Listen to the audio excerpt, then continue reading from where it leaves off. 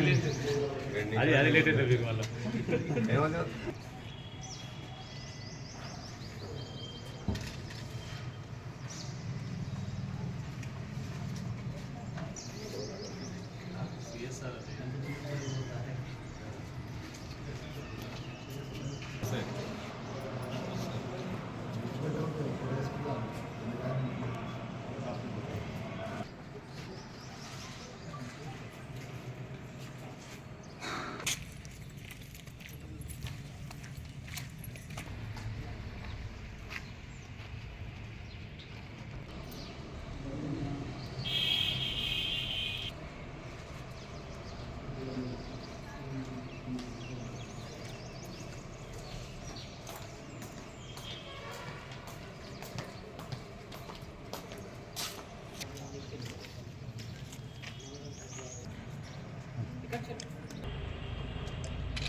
List चलेगा मेरी road है अभी रोड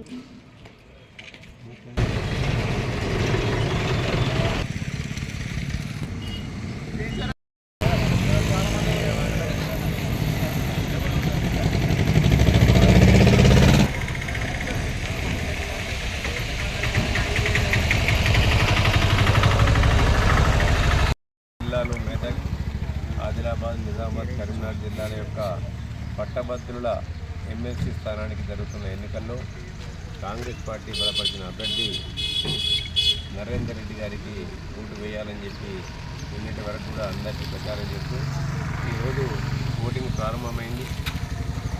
చాలామంది యువకులు, నిరుద్యోగులు, ఉద్యోగులను చూసినట్టయితే వారందరూ కూడా గౌరవ ముఖ్యమంత్రి యనుమల రేవంత్ రెడ్డి గారు కాంగ్రెస్ పార్టీ అధికారంలోకి వచ్చిన తర్వాత దేశ చరిత్రలో ఎవ్వరూ లేని విధంగా, ఏ పార్టీ చేయలేని విధంగా ఒక్క సంవత్సరంలోనే 56,000 ఉద్యోగాలు వివిధ శాఖల్లో, అలాగే 11,000 మందిని డిఎస్సి ద్వారా టీచర్లను రిక్రూట్ చేయడం జరిగింది. దాంతోపాటు యువతకు అండగా ఉండాలని చెప్పి స్కిల్ యూనివర్సిటీని ఓపెన్ చేయడం జరిగింది. దాంతోపాటు యువకులకు విద్యతో పాటు శరీర దారుఢ్యం, మనోవికాసం కూడా ఉండాలని చెప్పి దేశ చరిత్రలోనే ఎక్కడ లేని మాదిరిగా ఇవాళ స్పోర్ట్స్ యూనివర్సిటీని కూడా స్థాపించి ఇవాళ ఈ రాష్ట్రంలో ఎవ్వరూ కూడా ఊహించని విధంగా యువతకు, నిరుద్యోగులకు అండగా ఉండాలని చెప్పి కేవలం కేంద్ర ప్రభుత్వంలో మాత్రమే ఇవాళ యూపీఎస్సీ ద్వారా మాత్రమే ఒక జాబ్ క్యాలెండర్ ఉంటుంది. ఆ విధంగా ఈ రాష్ట్రంలో జాబ్ క్యాలెండర్ను కూడా ఇవాళ వారు ప్రకటించడం జరిగింది. వీటన్నిటితో పాటు కేంద్రంలో ఉన్న మోడీ గారు సంవత్సరానికి 11 సంవత్సరాల కాలం నుండి ఇంతవరకు కూడా ఏ ఒక్క ఉద్యోగం ఇచ్చిన పాపాన పోలేదు.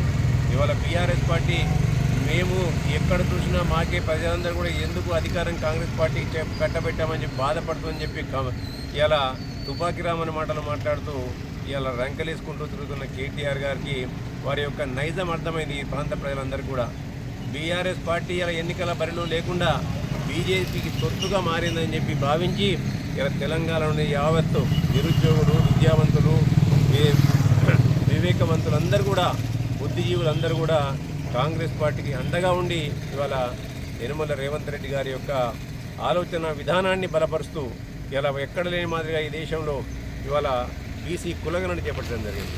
కాబట్టి బీసీ కులగణను కూడా సమర్థిస్తూ వారి ప్రభుత్వానికి మేము అండగా ఉండాలని చెప్పి ప్రతి వర్గంలోని విద్యావంతులు, మేధావులు అందరూ కూడా ఇలా కాంగ్రెస్ పార్టీ అభ్యర్థి నరేందర్ రెడ్డి గారికి మొదటి ప్రాధాన్యత ఓటు వేసి గెలిపించాలని చెప్పి కృత నిశ్చయంతో ఉన్నారు.